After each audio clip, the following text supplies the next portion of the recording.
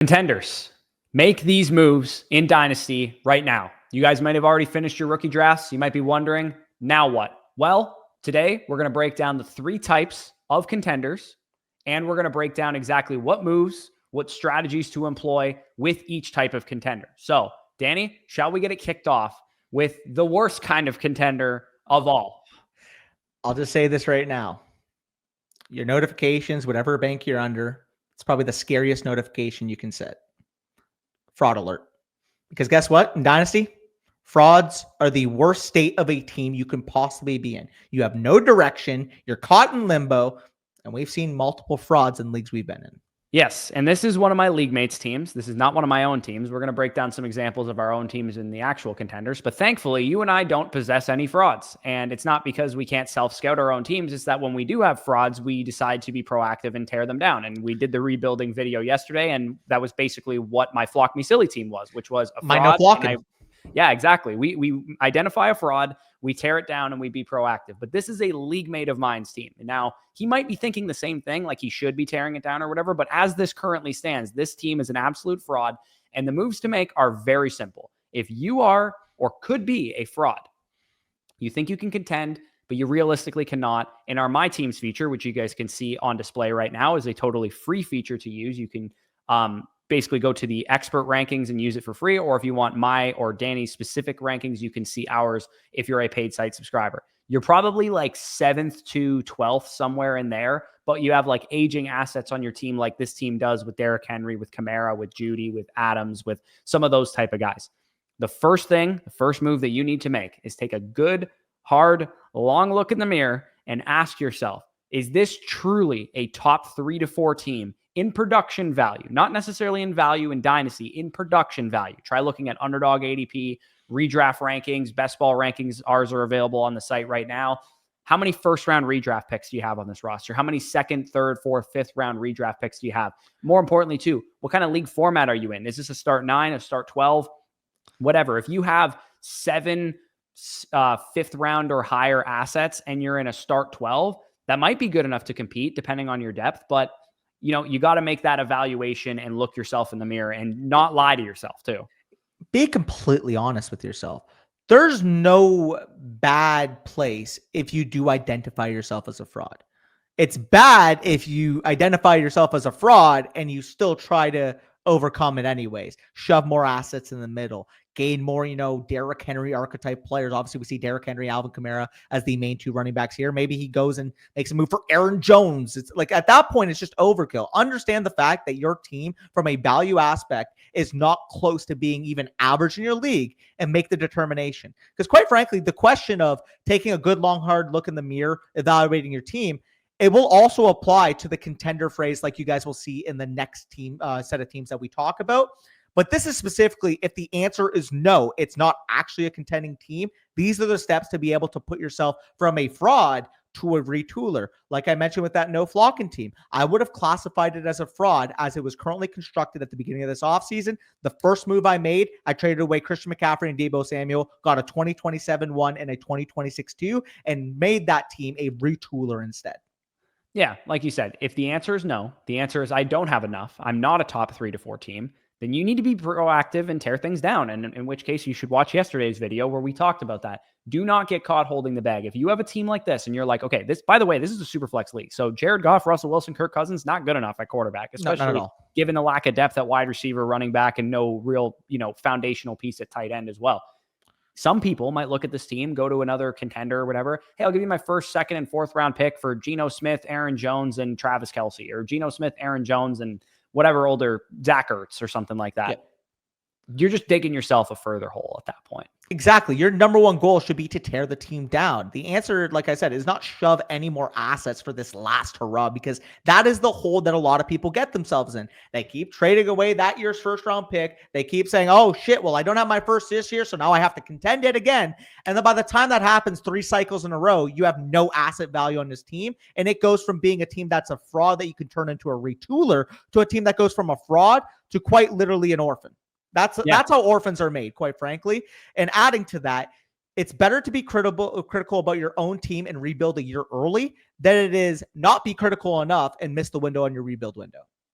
Yeah, and some of the moves that you definitely want to make if you are a fraud is go get your own first round pick back if you've already built Number it. one priority. A lot of frauds won't have their first round picks. This one does, obviously, but some frauds will not. They've already traded their first round pick for Devontae Adams or something to try and get themselves a better asset. The number one priority before you do anything else, and ideally your league mates aren't smart enough to see what you're doing, which is go getting your own first round pick because you're going to tear it down and rebuild. Because if, let's say, Danny, you had my first round pick and I was trying to tear things down and get my own first round pick back, you would recognize exactly why I'm going to get my first round pick is because I'm about to tear things down. And you would want it to be treated as an early to mid first round pick, not a mid to late first round pick like some people might be thinking it is already. And think of it like this. If you're trying to go get your first round pick back and somebody already sees evidence that you've been selling your contending assets, they're a lot less likely to give you that pick back. If it is the first move you make and they still see guys like Derrick Henry, Devontae Adams, Alvin Kamara on your roster, it's going to be a lot easier to attain that pick.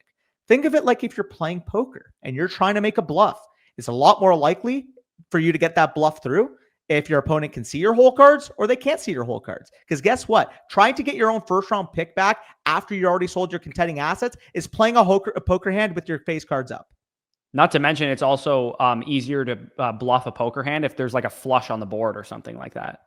Yeah, 100%. But basically, you want to retain as much information on your own direction as you can. And the moment that you wait to get your first round pick after you've already made moves, people will charge you 1.2x, 1.3x, 1.4x market value because they know your intention with that pick.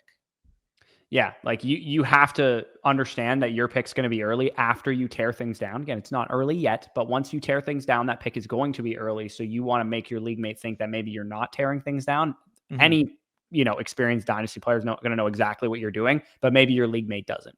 Just pray that whoever has your first round pick doesn't understand what you're doing. And you showed this example from one of your leagues. I'll show an example now. I'll give grace to the person that took this over. It is an orphan team. I'm more so going to speak in the context of what the previous manager was doing prior to it being orphan. So you can switch to the Mickey Mouse League, and I have no problem showing the guy's name because, again, he did take it over as an orphan. This was not his own doing. So shout out Eshane for having the grace, like I said, to be able to take on this project because the previous manager left him in quite the bind here. No quarterback situation. Geno Smith, Matthew Stafford, Jalen Milroe, Russell Wilson just not going to cut it, especially if you see the context of this league in the My Teams Analyzer we'll show in a second. Yeah, like it's just not going to happen with a team like that. We go back down to the running backs and wide receivers that he has here. Again, solid running backs. I love Chase Brown. Dave Montgomery's a fine, RB2, RB3 archetype on a team. Najee Harris, I can see contributors, but the issue is there's no actual direction, and this team doesn't have its first and second. You're not beating me in this league, but you're also not getting your first and second. And again, Eshane knew that inherently when he was taking this team over. It's just more so pointing at the previous owner, thinking that he could shove his first and second in and compete with a team like mine with that team. Well, this is why we say look in the mirror and say, can I actually, with this team, again, we're going to use it as an example, compete with your team? Let's be realistic. Be realistic. Are you going to beat this team on any given week? Yes, it's fantasy football. Anything can happen. But especially if there's more than one team like this. If there's more than just one team that looks like this, you ain't beating them. And you should be able to understand that as a dynasty player that, could I get lucky and be the 6th seed in my league? Sure. But am I going to sun run my way to the fantasy championship? Probably not. Yeah, exactly. So again, it's about looking in the mirror. It's about understanding that a team like this probably should go get your first back, maybe sell off some of your aging wide receivers like a DK Metcalf or a Jalen Waddle or a Chase Brown at running back, David Montgomery at running back. You want to be selling off assets like that, tearing it down to the studs and going from fraud to rebuilder, retooler, like we talked about in the last video. So let's get into the contenders, like the top 3 to 4 teams that we feel really, really good about. These are not monsters, which we'll talk about later, which is like you are just absolute GOAT. You have so many great players on your team. This is what I would call just a full-fledged contender. You look at this is a best ball league, Superflex, PPR, all those kind of settings. I should say at the beginning of this video, most of the leagues we're showing you are Superflex, PPR, half tight end premium type of formats. We don't play in one quarterback leagues, if you guys were wondering. So this team in a Superflex best ball, Kyler, Prescott, Bryce Young, all those guys, loaded running back core, especially with depth in terms of best ball guys, wide receiver core loaded with depth, tight ends also in best ball guys. You're going to get weeks out of Freiermuth, Ferguson, those type of guys. So again, this is a team of mine that is a very, very strong, solid contender. Not a monster, but a very, very solid contender. Again, what is move to make number one? Look in the mirror. Am I a top 3 to 5 team? My team is ranked number 3 in terms of value. In terms of production value, it's probably number 1 or number 2 because the teams ahead of me just have a lot of picks and a lot of young assets. So taking a good, long, hard look in the mirror is yet again move to make number 1 for a fraud or for a true contender. Again, look at underdog ADP. Look at our best ball rankings. How many first-round redraft picks do you see here, Danny? Nico Collins, Justin Jefferson, Devon Achane. Kyron's not a first-round pick, but he's shortly after that. Garrett Wilson, T. Higgins, those guys, second, third-round redraft picks. Sam Laporta, fourth, fifth-round redraft pick. In the context of a super flex league, Kyler and Prescott would also be very highly ranked as well. Yeah, I mean, you're strong across your starting lineup with both green label players and good adequate, 7, 8, 9, 10s in your start 10, start 9, start 8 league, hypothetically. I'm just kind of generalizing it for those of you I'm just generalizing it more so for people that are watching it. That would probably be about the demographic of league that they're in, where it's probably going to be relatively between start 8 and start 11 in most cases. If you're going to start 7, that's very shallow. If you're going to start 12 plus, that's usually considered very deep. So overall, when you're actually mapping it out in a start 10, Kyler Murray, Dak Prescott are going to be your starters. Devon Achane and Kyron Williams are going to be your starters. Jefferson, Nico, Garrett Wilson, T. Higgins is going to be your starters. You're already at 8 spots. And then when you add the tight end, that's Sam Laporta 9, where it's like, okay, who's going to be my 10th starter? It's going to be one of, DK Metcalf, Chuba Hubbard, maybe Darnell Mooney has a great week that week or a great matchup and he's performing by then. Like, you have players that even go past the limit to your starting lineup. You usually want to be 2 or 3 guys deep that you can start in a pinch. And Bryce Young, especially in a best ball format like QJ, Bateman, and Tillman. I never have to decide when to start those guys, but they'll probably 100%. Hit my lineup here and there for sure. That's good context, by the way. I forgot about the best ball element to this league.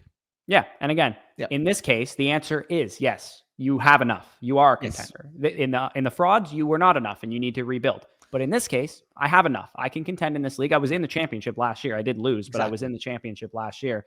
And at this point, what should you start doing? What are the moves that you should make? Well, again, start doing some redraft research. Who's going high on underdog? Do some best ball drafts. Find cost-effective production. Looking at this team, do I realistically have that many weaknesses? Probably not. I guess you could say maybe quarterback is my biggest weakness in terms of, spike week production that I'm going to get. Maybe with a team like this, one of the moves that I could make is transition Bryce Young into a competitive quarterback asset because technically quarterback is my weakest position. Yeah, and I think that would be a very sharp move.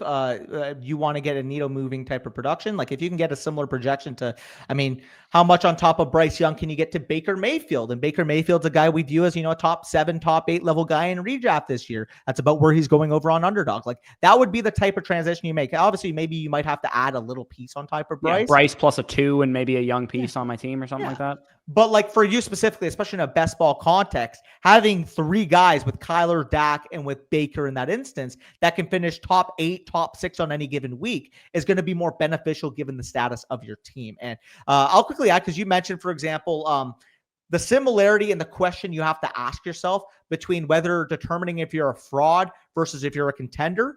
Like you said earlier, if the answer was no, you're a fraud. If the answer is yes, you have to do self-diagnosis on both your team and teams around you to determine where your weak points are at and the ways that you can improve those weak points. And like you said, for you, maybe production at quarterback would be a weak point. A transition would be Young to Mayfield. Yeah, exactly. And we also like specific trade targets and stuff. We have videos called Trade Your 2025 Rookie Picks for Veterans. If you guys are interested in a video like that has a lot of trade targets in it. And it doesn't necessarily have to be 2025 rookie picks. It could just be like trade targets of ours in general. Trade your second round rookie picks for these veterans. And that could be future seconds, not just 2025 seconds as well. Those videos have contending trade targets in them. So if you're specifically looking for micro trade targets for a contending window, go check out those ones. Yeah, and the other part I will add, specifically when we refer to a contender or a top 3 to 4 level team, there are varying levels of a top 4 contender. Let's not get it twisted, but more so we mean you're one of 3 or 4 teams that are in the mix with a couple other teams with similar winning odds. We'll talk about the monster in a second where you're clearly one of the 1 or 2 best favorites in your league, but typically in a contending scenario, there's a few other teams in a similar spot to you, but the biggest differentiator, you mentioned the Jacob Sanderson example on the last video that we did, is the Dynasty arms race in the season. It becomes important. And usually the most self-conscious owners are the ones that are able to be proactive and get what they need when they need to. Jacob Sanderson enters the title game, says, fuck, I need a running back producer. I'm willing to send my 111 or 112 plus my future third, gets Chuba off your team. And what does he do because of it? Yeah, he won the championship. And, Jacob Sanderson, very self-conscious, according to Danny. Exactly. Absolutely. Anyways, the strategies to use that I also like personally, if let's say you're looking to sell your first round pick, because some people might look at my team here and be like, you should sell your first. Like, you're going to have a mid to late first, give me 109, 110, 111, 112. It was 111 last year. Like, I came in second in the league. Mm-hmm. You should sell your first round pick for another running back or another wide receiver or, plus Bryce Young to get another quarterback or whatever. I personally, when I have contending teams like this, I'm not of the opinion that you should just trade that first round pick for the best contending asset you possibly can. Derrick Henry, CMC, whoever's going the highest in redraft, for example. Mm-hmm. What I like to do is I like to buy assets with like a 2 to 3 year window projection, especially with a team like this, where it's going to be competitive again next year. It's not like this team is going, out the window because all my players are 29 years old or something like that. I would rather, just a personal strategy point of mine, pay a little bit more for a guy who has a 2 to 3 year window of, let's say, mid RB1 production, like Breece Hall or Jonathan Taylor, pay a little bit more for somebody like that, than pay a little bit less for Christian McCaffrey, Derrick Henry, a guy with maybe more of a 1 to 2 year production window. Again, any which direction you could go, I could buy Christian McCaffrey with this team. It doesn't really matter. I just like, building out 2 to 3 year window dynasty contenders, which is what I've done with this team so far. Yeah. And I would add to it because, I do think there is a certain scenario where buying short-term rental assets is fine. Sorry. You just have to balance out who are your short-term producers, who are your long-term pillars on this team that exist. For example, green label players on the My Teams feature, top 25 level startup assets. They're typically going to be your pillars for your contending team. For example, on your team specifically, Kyler Murray, Devon Achane, Jefferson, Nico. They're all guys that are going to be relatively within that top 25 of startup ADP. Maybe Kyler goes a little bit later, but regardless, top 25, top 30, you get the point. Guys that are going to be foundational pieces for you. If you wanted to balance it out, let's just say hypothetically it came to the point where maybe DK got off to a slow start and Tyreek Hill looks like Tyreek Hill. And you said, hey, you know what? My team's 4-2. I want to make the shift from DK to Tyreek Hill. I think that'd make perfect sense with this team. Yeah, no, again, it's like you said, I think balancing out the short-term production makes a lot of sense. I'm talking specifically in regards to selling your first round pick. I like to get 2 to 3 year window type of assets. I don't like personally, just my own experience, I don't like selling my first round pick for a guy that a calendar year from now is worth way less than a first round pick. Yeah, I think that's a good general rule of thumb. Obviously, you'll have certain valuations sometimes. If you get somebody's like, yeah, I'll just take your first and I'll give you literally a package of couple of my contending assets. Like, that's one opportunity where it's especially in a best ball, that makes sense. Yeah, inherently that you're getting value on that trade. But more so when I say like rentals, I'm talking about, should I throw a mid to late 2 at James Conner because he's the RB12 in fantasy right now? Like, that would be like a decision point you'd have to make. And given the context of this team, for example, especially in a best ball league, I may be willing to do it if my team's showing me that I'm closer to that top 3, top 4 range, as opposed to being the fraud, like we said. Yeah, because again, are you inherently losing out on some value? Yeah, a little bit. But if I win the championship, it's probably worth that mid to late second. Yeah. Absolutely. So that's the difference. We're more willing to make those type of aggressive moves when we have a contending team. When you're a fraud, you should not be making aggressive moves. Yeah. You should not be shoveling anything in the middle. Yeah, and the key is looking yourself in the mirror, looking at the other teams in your league as well, not just yourself, looking at the other teams in your league using our My Teams feature and saying, yeah, I'm probably not there. And then you're a fraud, or saying, yeah, I'm definitely there. I could, with a team like this, because I'm definitely a true contender. Somebody has Tyreek Hill for a late first. I could buy Tyreek Hill with this team. Do I need Tyreek Hill? Probably not, but could I buy him in a best ball league? He's going to hit my lineup a lot. So yeah, I could definitely buy him on this team. For sure. And we'll apply some of that context to my team over in Tone Setter Truthers. And it's funny enough, because we are actually the 2 defending champions of this league. I won it 2 years ago. You won it this past year. We've actually both made the semifinal or final in each of the last 2 years. So as you guys can see, technically I'm number 2 in valuation right now, but I don't think the J Metal picks have processed because it says Genty, but it also says he has the 101. I believe that's the case, correct? Check his team right now. Yeah, he has. Did you spend the 201 on somebody? I spent the 201 on Tyler Warren, so yes. Okay, yeah. So just ignore the fact that you don't have the 201 still. You have Tyler Warren. Correct. Again, just a visual glitch. Regardless, though, as you guys can see, I wouldn't quite classify this as a monster, because otherwise, if I was a monster, I would have won the last 2 years. I would have even more green label players, in my opinion. I think this is a stronger contender. Like, I think instead of like a top 3-4 team, I feel confident that I can get a bye week. But there are some holes. Like, I have Lamar Jackson, Jalen Hurts. That's not a hole in the team. I have my wide receiver set. That's not a hole in the team. But strictly from a production standpoint at tight end, I don't have a McBride. I don't have a Laporta. I don't have a Brock Bowers. And specifically at running back, I'm a lot more volatile than maybe a standard team would be. I would classify this as a monster if instead of Kyron and McCaffrey, we were looking at like Jahmyr Gibbs and Ashton Genty. Yeah, exactly. And this league just specifically has been in existence for 3 years. Yep. And there is like 4 really, really strong contenders, including myself, who won the league last year, including you, who won the league 2 years ago, and a couple of other teams. Jay Metal, one of them coming out of a big rebuild. He's going to be a real contender going forward. And there's a couple teams that are also like you and me who have been competitive for a number of years as well. So this is also kind of knowing your league. If you're in a first-year startup, you probably won't have, like, if you had a team like this out of a startup draft, you're probably like the best team in the league production-wise. Exactly. Because this league, I believe this is going into year 3, right? Or no, year 4, I think. Year 4, because I tanked year 1 and then year 2 was when I won. So this is going into year 4. And yeah, it gives you a little more context. Year 1 out of a startup, like you said, this would be the best team in the league. But because it's year 4, because we have a few years of rookie cycles, specifically, like you said, with a guy like Jay Meadow, who at one point didn't really have a roster. And now because of all of his young players appreciating, now has a really damn good one. Yeah, and you can see, again, ignore the picks because he already spent them, but he does have a lot of good players there. But yeah, again, it's about knowing your league and all that kind of stuff. The strategies are important here in both cases. This team for you, the other team that I broke down for me, you're going to be kind of patient and picky with what you actually buy. For you, running back production is probably your biggest weakness. For me, it was actually quarterback production.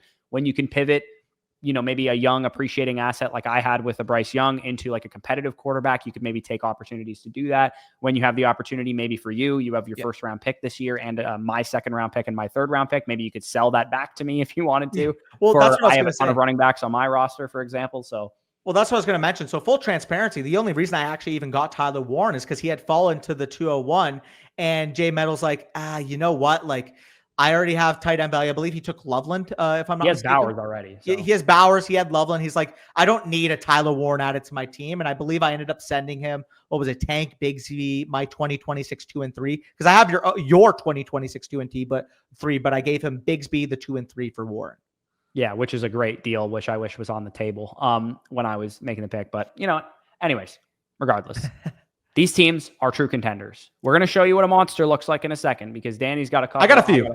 Yeah, we're going to show you one that each of us have. Danny's definitely more of the like, holy shit, how is anyone else going to win this league? Mine more of the, this thing's going to be really powerful in a calendar year's time.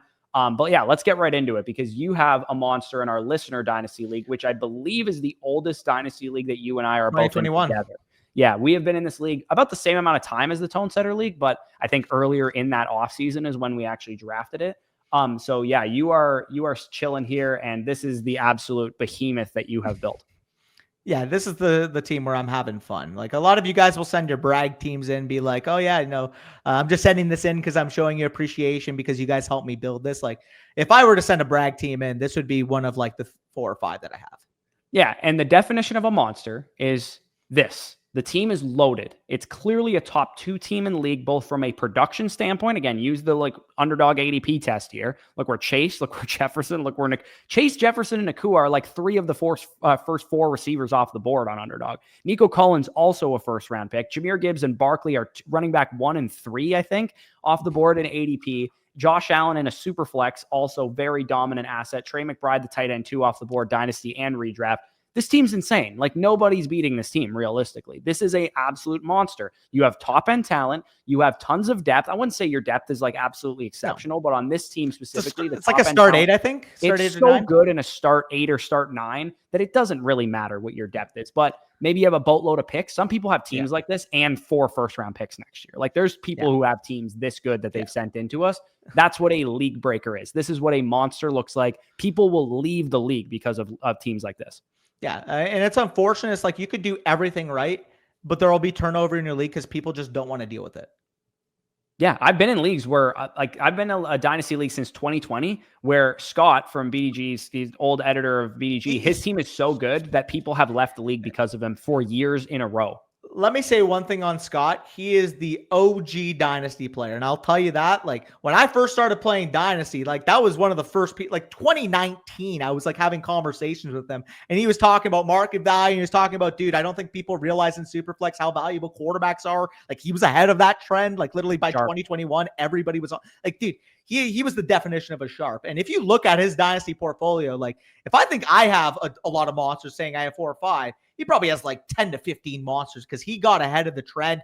2020 draft class, he was drafting Jefferson, Lamb, all those stud players all in one class. He had the whole class in my Get Faded league. He had like 7 or 8 first-round picks that year, and he walked away with Jefferson and Lamb and all those guys.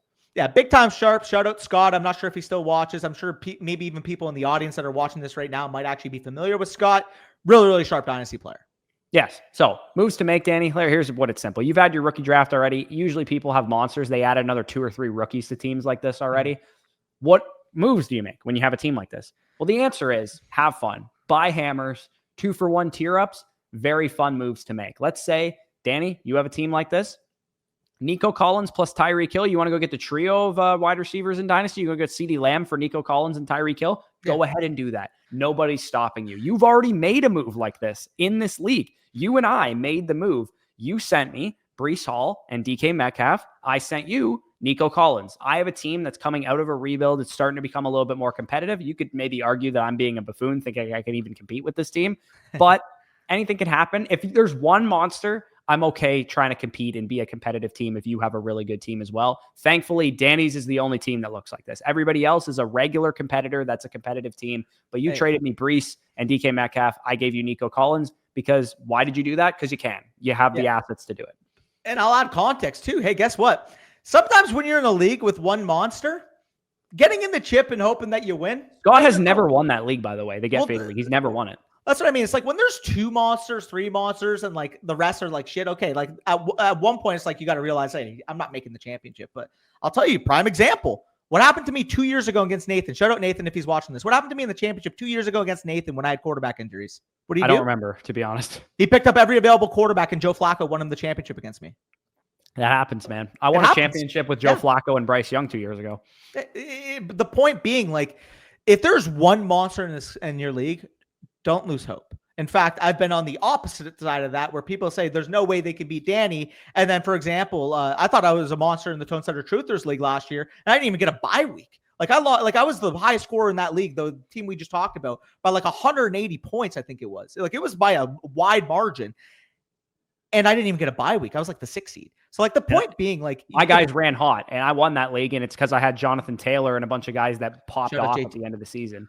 So the point being, it's like, this is the ideal spot to be in. When you have a monster, you are Thanos, you're collecting Infinity Stones. There's no pressure, even if you pay 110% value. We are shopping in Louis Vuitton. We're not shopping in Target right now. Let's be that for clear.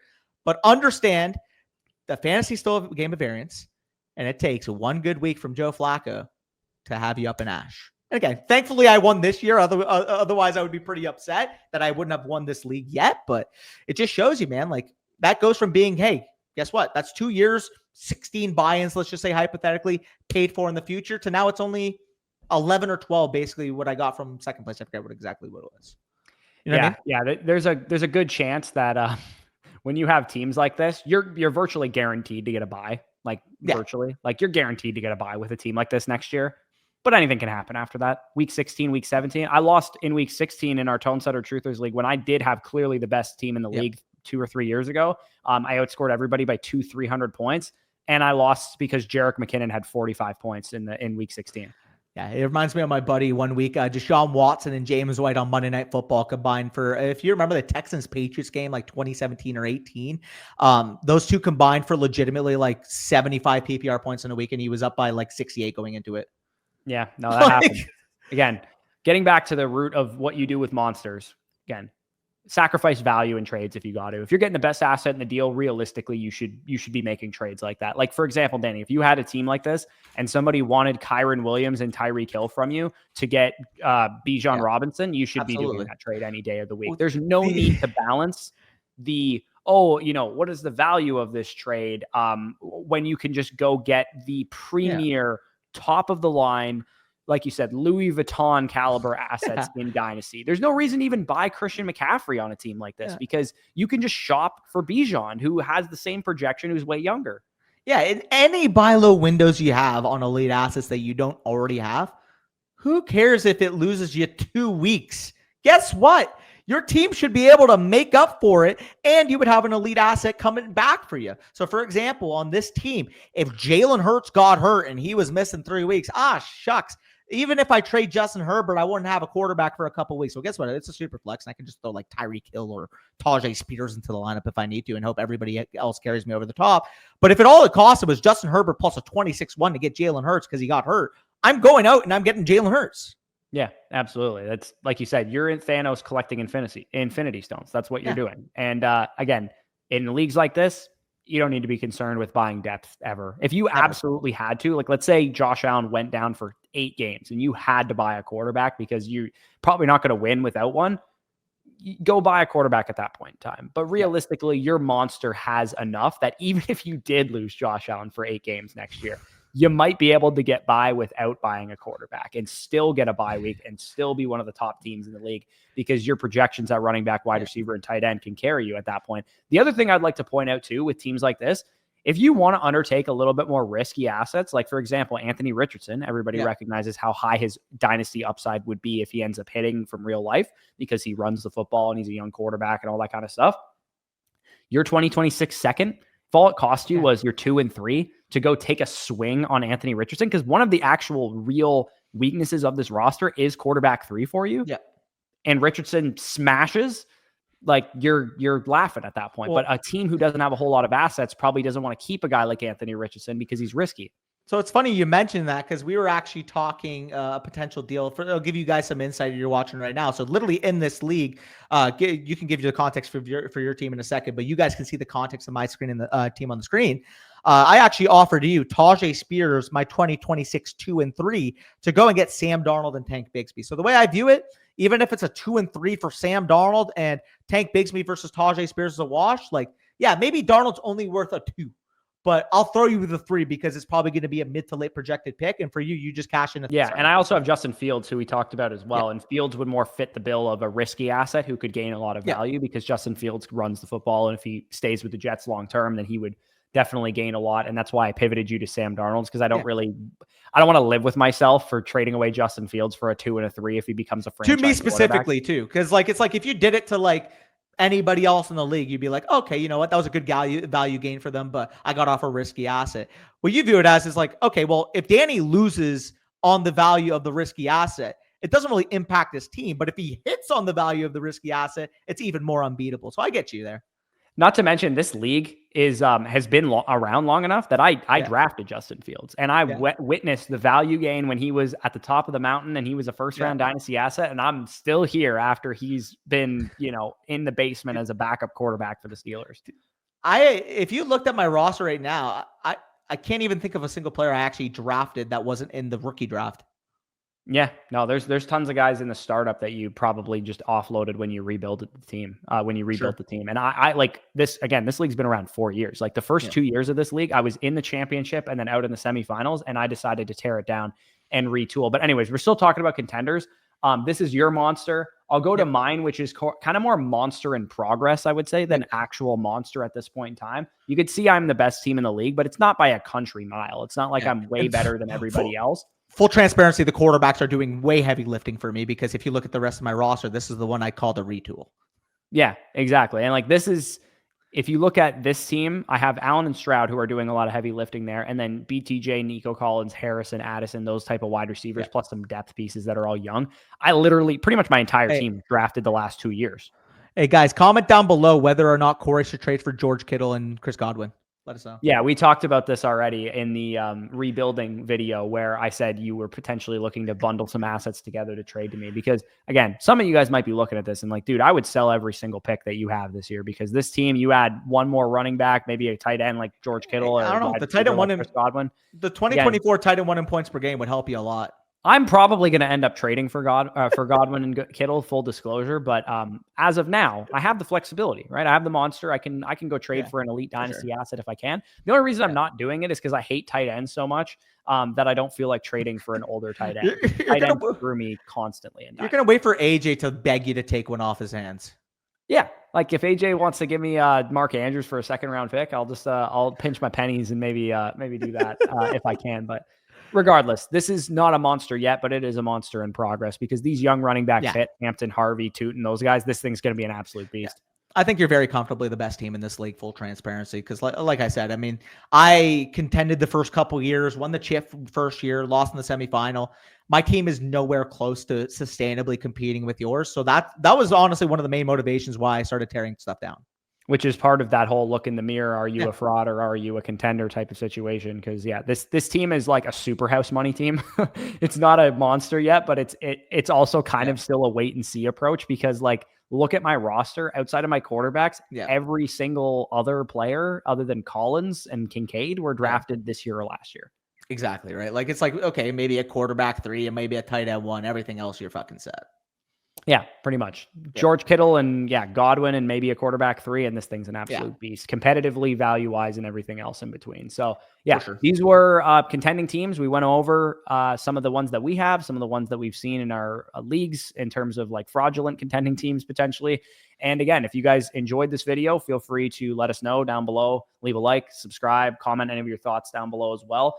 Do you know if you have a contending roster? Like you can ask us, like leave your roster down below. Again, in the My Teams feature, you can submit your team for review and we can actually tell you for sure if you're a contender because we can see the rest of your league. Use the My Teams feature and we go live, pretty much every weekend breaking down dynasty decisions teams and we can tell you for sure what kind of team you are.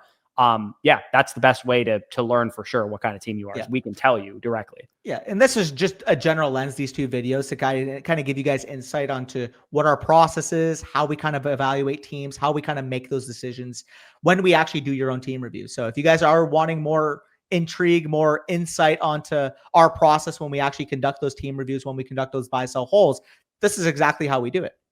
Yeah, exactly. And we, in the next coming weeks too, we'll probably have videos breaking down our own teams in terms of our own dynasty decisions and the how we spent our rookie picks and what trades we've made this offseason. We've done that every year now for 2 years, I would say. And I think that's something that transparency, maybe you guys appreciate what we're doing in our own leagues, because it's one thing for you and I to yap and pretend we play dynasty as hard as we do. But it's another thing for me to show you that I'm in 13 dynasty leagues and all the trades and all the picks that I've made. Like when I say stuff, like I want you guys to know that it has substance. And I'll tell you right now, like people might be looking at me, oh, loud Italian, oh, he rambles a little too much. I'll put my portfolio up there with anybody in the industry. Yeah, no, and I can say full transparency that Danny's portfolio is even better than mine. And I would say I probably do more solo videos about strategy and stuff than you do. And your portfolio is even better than mine. So maybe you should amp up your solo video intake a little bit more. Might have to. I just love the conversation, the collaboration on topics like this, Of course, yeah. So if you guys enjoyed, like, comment, subscribe. If you want to use any of the features we broke down here, My Team's feature is free. You just make an account, sign up for a 7-day free trial, use the promo code FSE. If you see what's on the site and you feel like you don't want to purchase anything, you can still use the My Team's feature even after your free trial runs out and you're just running on a free account. Also, check out the trade calculator. You can use that for free as well, just with expert rankings. Site subscribers, of course, can use my direct rankings or Danny's direct rankings or Mason's direct rankings or whoever's rankings you would want to use. And of course, our draft guide, dynasty trade value charts, all the 2026 stuff is going to be uploaded very, very soon. Once I write like a little article about the 2026 class and that kind of thing, I'll probably do like a tier maker list or something like that. But anyways, all bonus content dynasty related is over on Flock Fantasy. Link down below in the pinned comment to check it out. But with that being said, peace out. We'll talk to you soon.